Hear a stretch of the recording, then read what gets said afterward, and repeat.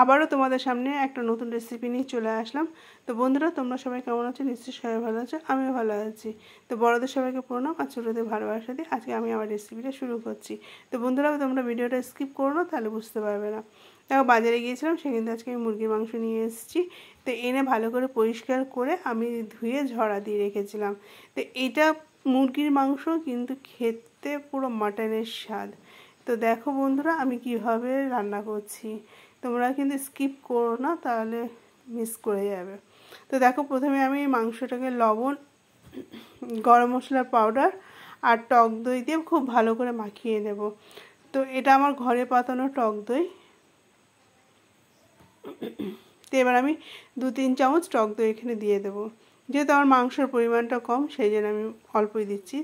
তো তোমরা যে যেমন নেবে সেরকমই ব্যবহার করবে। তো এটাকে আমি খুব ভালো করে মাখিয়ে নেব, যেন প্রতিটা মাংসর মধ্যে মশলাটা লেগে যায়। তো যারা এভাবে কখনো খাওনি, তারা প্লিজ একবার ট্রাই করে দেখবে, আর ভালো লাগলে আমাকে একটা কমেন্ট করে দিও। আর যারা এখনও পর্যন্ত লাইক দাওনি, একটা লাইক দিয়ে দিও। আর যারা নতুন দেখছো, তারা সাবস্ক্রাইব করে দিও এই ঘরোয়া নতুন নতুন রেসিপি দেখার জন্য। তো বন্ধুরা, এবার আমি মাংসটাকে কিছুক্ষণের জন্য রেখে দেবো। আর আমি কিছু সবজি নিয়ে নিয়েছি। দেখো, সবজি বলতে পেঁয়াজ, টমেটো আর আলু। তো টমেটোটা বেশ বড় সাইজের নিয়েছি। তো এখানে আমি দেখো আলুটাকে ভালো করে পরিষ্কার করে ধুয়ে কেটে নিয়েছি। দেওয়ার পর আমি এখানে হলুদ আর লবণ মাখিয়ে নিচ্ছি। আর এইদিকে দেখো, আমি 3-4টে শুকনো লঙ্কা আর টমেটোটা নিয়ে নিচ্ছি, আমি পেস্ট করে নেব। তো তোমরা এইভাবে একবার খেয়ে দেখবে, নিশ্চয়ই তোমাদের ভালো লাগবে। আমি নিয়েছি তেজপাতা, গোটা গরম মশলা আর একটা বড় সাইজের পেঁয়াজ। টমেটোটা আর শুকনো লঙ্কাটা আমি পেস্ট করে নিলাম। আর আমি কড়াইতে সর্ষের তেল দিয়ে দিলাম। আমি সাধারণত সর্ষের তেল দিয়ে ঘরের খাওয়া দাওয়া করি। তো তেলটাকে আমি খুব ভালো করে গরম করে নেব। এবার আমি দিয়ে দিচ্ছি আলুগুলো। এবার আলুগুলো আমি এপিট ওপিট করে লালচে লালচে করে ভেজে নেব।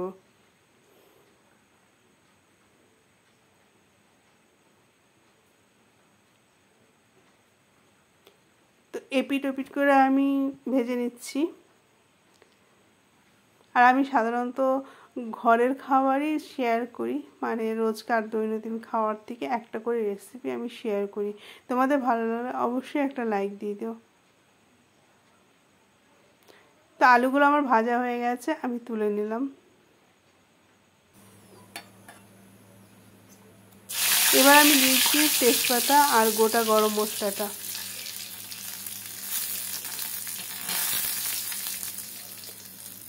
এবার পেঁয়াজটাও দিয়ে দেব।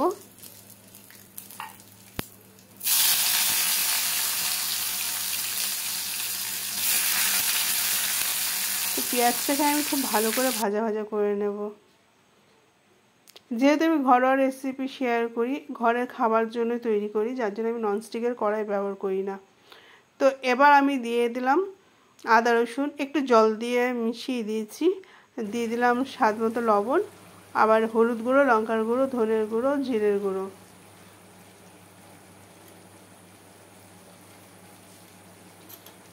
আমি এখানে লঙ্কার গুঁড়োটা একটু কম দেব, কারণ টমেটোর সাথে আমি কিছুটা শুকনো লঙ্কা পেস্ট করে নিয়েছি। এবার খুব ভালো করে আমি মশলাটাকে কষিয়ে নেব। কিছুটা মশলা আমার কষে গেছে, তারপর আমি টমেটোটা আর শুকনো লঙ্কার পেস্টটা দিয়ে দিলাম। এবার আমি আরেকটু ভালো করে কষিয়ে নেব। মশলা যত কষানো হয়, তরকারি ততই টেস্টি হয়। তো আমি ঢাকা দিয়েও রেখেছিলাম। এবার তোমরা দেখতে পাচ্ছ কত সুন্দর মশলাটা কষে গেছে, ওপর দিয়ে পুরো তেল ছেড়ে দিয়েছে। তার মানে আমার মশলাটা পুরো রেডি। কিন্তু তারপরেও আমি আরেকটু নাড়াচাড়া করে কষিয়ে নেব।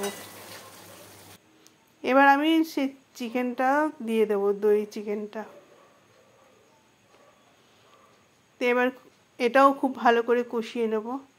এখানে আমি আলাদা কোনো এখন জল দেব না।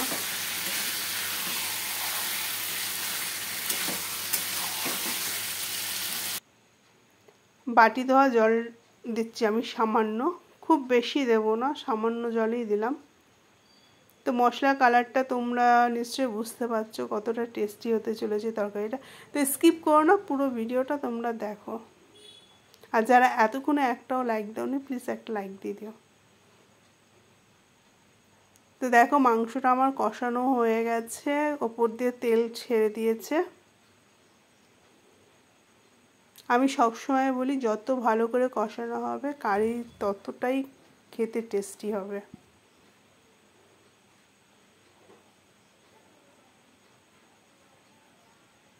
তা আজকে আমি রেসিপির সাথে সাথে লেবুর জল করছি, বাড়িতে লেবুর জল খাওয়া হবে।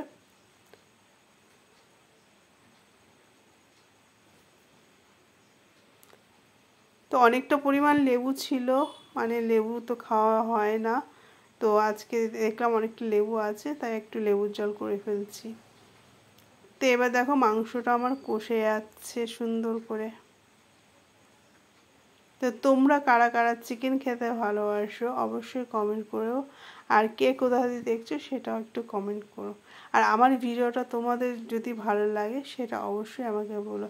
আর তোমরা একটা লাইক দিয়েছো, তোমরা একটা লাইক দিলে আমার ভিডিও করার উৎসাহ আরও বেড়ে যায়। তো লেবুগুলো তো পুরো চিপে নেওয়া হয়ে গেছে, এবার আমি দিয়ে দেবো চিনি আর লবণ, বিট লবণ। এদিকে তরকারিটাও হচ্ছে।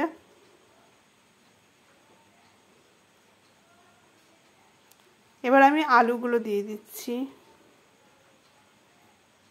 আমরা তো চিকেন কারি অনেক রকমভাবেই খাওয়াই, মানে যেভাবে রান্না করা হয় সেভাবেই খাওয়া যায়, কিন্তু তারপরও নিজস্ব একটা রেসিপি থাকে যেটা আমি তোমাদের সাথে শেয়ার করলাম। এদিকে আমার লেবুর জলটাও রেডি হয়ে গেছে।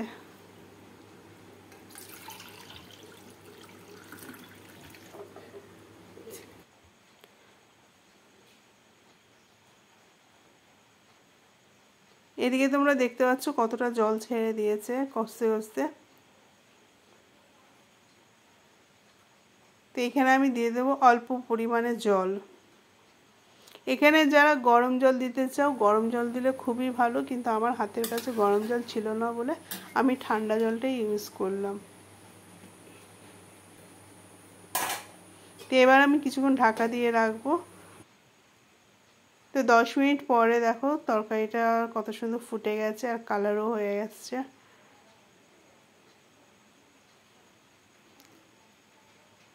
তো বন্ধুরা তোমরা এইভাবে একবার ট্রাই করে দেখো, নিশ্চয়ই তোমাদের ভালো লাগবে। এবার আমি কিছুটা ধনিয়া পাতা ছড়িয়ে দেবো। ধনে পাতাগুলো দেওয়ার পরে আমি একটু নাড়াচাড়া করে নেব, নিয়ে আমি আবার একটু ঢাকা দিয়ে রাখবো। তো আজকের রেসিপিটা তোমাদের কার কার ভালো লাগলো অবশ্যই আমাকে কমেন্টে বলো। আর আজকের মুরগির মাংসের তরকারিটা একদম খাসির মাংসের মতনই খেতে হয়েছে। তো তোমরা একবার ট্রাই করে দেখো তাহলে বুঝতে পারবে। তরকারিটা আমার পুরো হয়ে গেছে, এবার আমি একটু ভাজা জিরের গুঁড়ো দিয়ে দেবো। ভাজা জিরের গুঁড়ো দিলে তরকারিটা আরেকটু বেশি টেস্টি হবে। তো কালারটা দেখে তোমরা নিশ্চয়ই বুঝতে পারছো যে কত মজাদার হয়েছে তরকারিটা। তো আমি আবার কিছুক্ষণ ঢাকা দিয়ে রাখলাম, আমার তরকারিটা পুরো কমপ্লিট হয়ে গেছে। তো তোমাদের কেমন লাগলো অবশ্যই কমেন্ট করতে ভুলো না। আর যারা নতুন দেখলে তারা প্লিজ সাবস্ক্রাইব করে দিও আমার ঘরোয়া রেসিপি দেখার জন্য। আর তোমরা লাইক করতে ভুলো না। আর এই তরকারিটা ভাত, পোলাও, রুটি, পরোটা সব কিছু দিয়েই ভালো লাগবে। তো বন্ধুরা তোমরা সবাই ভালো থেকো, সুস্থ থেকো। তো এই রেসিপিটা অবশ্যই একবার বাড়িতে ট্রাই করো। তো আজকের মতো টাটা।